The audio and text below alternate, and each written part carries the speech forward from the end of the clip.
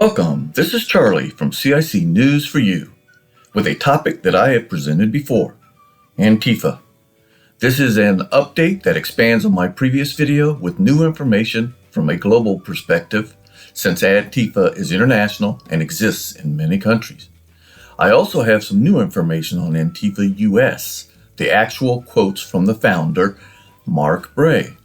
These quotes come from Bray's published Anti-Fascist Handbook that I recently purchased. As Americans, we need to be aware of what is going on with the liberals and progressives, including the extreme left. Why do we have to be informed? Because the media is not doing their job and can't be trusted to report accurately. So each of us has to put in an effort to see past the biased media screening. The key point of this video is to describe for you the actions that Antifa US are taking to try to deny the re-election of President Trump. This is quite clear and is even published in the handbook that the media doesn't cover. I hope this video helps you learn about Antifa so you can base your opinion on published material and not just what the media states or doesn't state. Enjoy! So let's start with reviewing the goals of international Antifa groups. What I found out is that Antifa worldwide is associated with extreme violence and with a goal to destroy democracy and to replace capitalism with communism. That's some key points to remember. The stand-in goal of all Antifa groups is to create a communist world order. The Antifa US has added another very specific goal to the mix, and that is to deny President Trump the 2020 election. All I have to say at this point is, where is our media? The missing media is a common theme throughout this video, as you will see. It is not just the media. Where are the Democrats? As well as many Republicans. What are they waiting for? A full force frontal attack by this group? We have already allowed this group the opportunity to destroy cities and attack our culture with little to no pushback.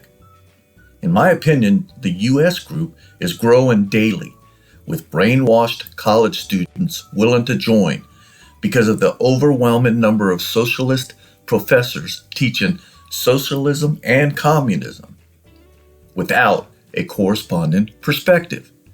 This is all they know. They don't have a clue of our history. This is just my opinion, but I know I am not the only one to think this way.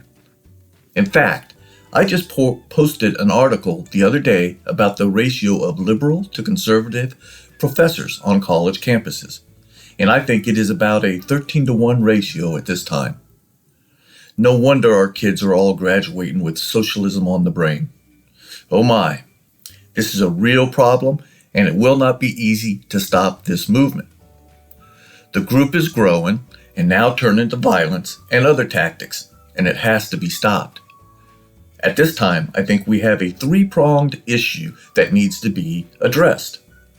Antifa, of course, the biased media, and the lack of diversity of opinion at our colleges.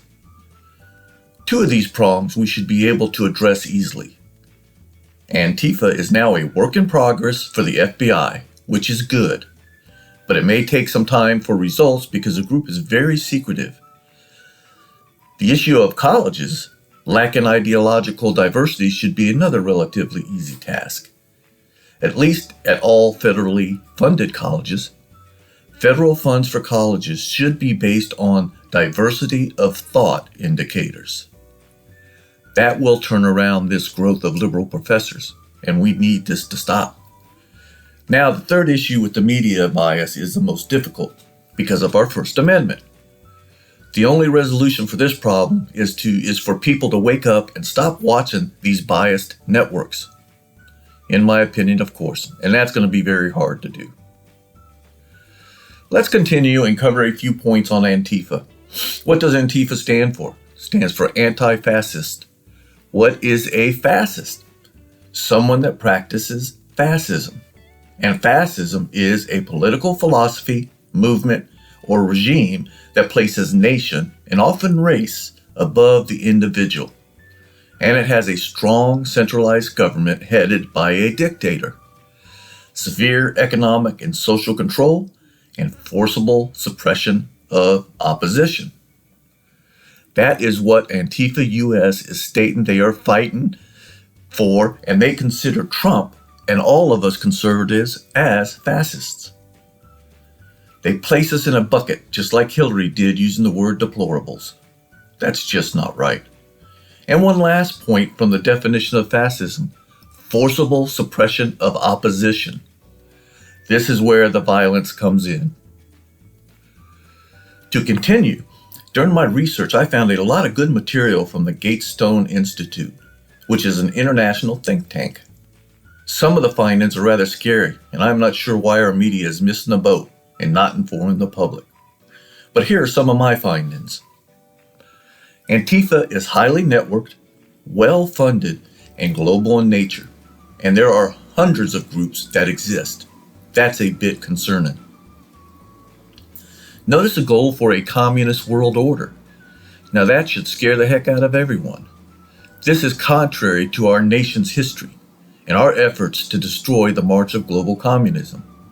If the extreme left wants to push this agenda, you can be sure that the extreme right will join in and push back, and that will not be a good thing for our country. We do not need a battle between the two ideological extremes, in my opinion. This actually scares me quite a bit. Just look at our history to see the results. One last thing I mentioned before, but is worth stating again, is the US version has a specific goal to deny the re-election of President Trump. This is a very specific goal, and it is pointed out multiple times in Bray's handbook. These groups are secretive and often go underground and do not want people to know their identities. Therefore, the masks we see in the protests. And these are not for coronavirus, although they may serve the same purpose. Generally, none of us want fascists or other extreme groups operating in the United States, left or right. The happy ground is somewhere in the middle, but shifts a bit, left or right, from each election. If Antifa gets their way, everything will change, and even the Democrats won't like it, in my opinion. Now here's a key piece of information you need to know about the Antifa US group. They believe Trump and conservatives like us all fit into the definition of fascists, just like the Hillary deplorable statement. This is propaganda and a lie. But the real problem is that they are being supported by the Democrats as well as progressives. To these groups, anything anti-Trump is good, even if it hurts the public. The left is all about power and not the people, in my opinion. Extremists, left or right, are not good for anyone. So are you confused yet? It took me a while to begin understanding all this, and I had to do a bit of research. I'm sure the majority of American people don't know what is going on, and the media isn't helping. That is my opinion. All right, this statement from a German economics professor, Anthony Mueller, cleared up a lot for me, and I believe he is spot on with his description of Antifa. The Antifa movement uses a false terminology to hide its true agenda, and itself is a fascist movement. Communism, socialism, and fascism are united in anti-capitalism and anti-liberalism. The Antifa movement is a fascist movement. Bingo. This pretty well sums it up and should scare the heck out of you. Why can't our media publish this type of information? Or maybe they just want to keep us in the dark. You decide. Now, let's cover some new material about Antifa US. Since my initial video, I have purchased the Anti-Fascist Handbook by Mark Bray, so I could better understand the goals and tactics of the group. The goals I have pretty much covered earlier. But let's go over some of Bray's published tactics from his handbook. To start, my thoughts on Mark Bray have changed a bit since my first video, but I still believe he is the founder of Antifa US. But I am not sure he is the leader. I think he writes ideology and others do his dirty work. But I am sure he has his hands in the Antifa cookie jar, especially since he has stated that the proceeds of this handbook are being donated to Antifa. Funny thing, the media says there is no organization to Antifa, but yet these donations are going to someone, and Bray won't tell. Eventually, I think the FBI will find them.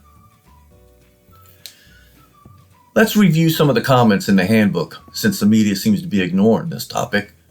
The media is actually part of the problem, in my opinion. They're complicitly silent. Wake up, people. It looks like the media is not on the side of the people. They have joined the movement. That is a bad thing. And I don't mean all media, but a big chunk of them. Let's start with the following statement where Bray calls out Ann Coulter, Bill O'Reilly, and Milo as far-right conservatives, as well as racists and sexists. The statement means to me that he is putting all of us in the same bucket. How outrageous. I now understand the violent protests at events where some conservatives were presenters. There was a lot of violence, shouting down, blocking entry, and anything else they could do to disrupt conservatives. All of this was on the networks and covered by the media. But I don't remember them ever saying this was Antifa or an extreme left group. The media just blamed it on the conservative speakers for their views. All of these tactics are right out of the playbook. Where is the darn media? And I wish I could use a lot stronger word. But social media censors are watching and censoring. Now, the statement that mentions the Democrats being the Trump resistance is a fact that is already known and has been since day one of the Trump administration. The shocking part of this statement is that Antifa is using the Democratic resist movement to their advantage to reach one of their goals. The revolutionaries aim to achieve a post-capitalist society. Get that? In my line of thinking, that means communism or socialism. Whereas the media, don't count on them. They are in cahoots with Antifa, even if only by complicit silence. Shame on the Democrats, because I don't think they want this end result. But they are not trying to stop this movement because it is a resist Trump group. The Democrats are so blinded by hate, they are willing to give up our country by supporting this movement. I am in no way trying to start a conspiracy theory, but the evidence is front and center, just not being reported. Antifa is actually using the Democrats and progressives to meet their goals, and the Democrats can't see it. Or maybe they can. The handbook also references the advantages that the Black Lives Matter movement gained from using violence. The liberals in all the big cities are responsible for this by giving in to violence, and it has paved the way for Antifa. Antifa is using violence front and center and getting away with it. A couple of other things in the handbook promote destruction of conservative posters, graffiti, and other propaganda. These are the folks taking down Trump banners and anything related to Trump. The use of noise to drown out fascist speakers. Remember, we're all fascists in their mind. As stated earlier, this has been used on campuses for conservative guest speakers, but it has also been used against politicians and others of a conservative persuasion. Remember the news reports of conservatives being run out of restaurants and protesters showing up at family homes? There were many cases reported in the news, but no facts provided except to blame the conservatives for causing this because of their views. This is your Antifa US in real life. Where's the media? They reported on these events, but no mention of Antifa or any leftist type movement from them. Shame. Shame on them. Remember the news reports of conservatives being run out of restaurants and protesters showing up at family homes? There were many cases that showed up in the media, but no facts provided except to insinuate that conservatives were at fault for their views, which of course they think are radical. This is your Antifa US in real life. Where is the media? They reported on these events, but no mention of Antifa or any leftist type movement. Shame on them. Mark Bray brought up an example in his book, with no names of course, about how Antifa members infiltrated a conservative group and did what it could to destroy the group from within. They were successful and destroyed the group's social forum. The point is that they may be doing this to other conservatives as we speak, but they are not the law, and this is unacceptable. Who is next is my concern. Now, to be honest, this action may have been against an extremist right group that is unacceptable to all of us. But think about that for a minute. If Antifa considers conservatives in the same class, are we not on the menu to be attacked? Maybe not personally, but many conservative news sites, maybe not personally, but many conservative news and social media sites may have to be on the alert. Now let's review how Antifa is using women for their cause. Women in this group purposely set the stage to start violence by provoking police or others to get a reaction. Once someone reacts, the Antifa group jumps in, and this starts the violence. Exactly what Antifa intended to do. They now have publicized propaganda making headlines throughout the media. It is a shame they use women to do this, and more of a shame that the women allow themselves to be used in a woman in distress scenario. Seems kind of sexist to me, but who am I? Where's the media on this? Now, the key statement on this slide sums up how Antifa feels about conservatives and categorizes all of us as fascists. Everyday fascists are the ardent Trump supporters who try to dismantle the taboos against oppression for feminism, black liberation, and queer liberation. Amazing statement. I hope this provides you with a better understanding about Antifa. I think we need to be concerned and informed, and we can't depend on the media. They are not doing their job, in my opinion. Let's briefly discuss a highly sensitive term, terrorist, and see if the shoe fits.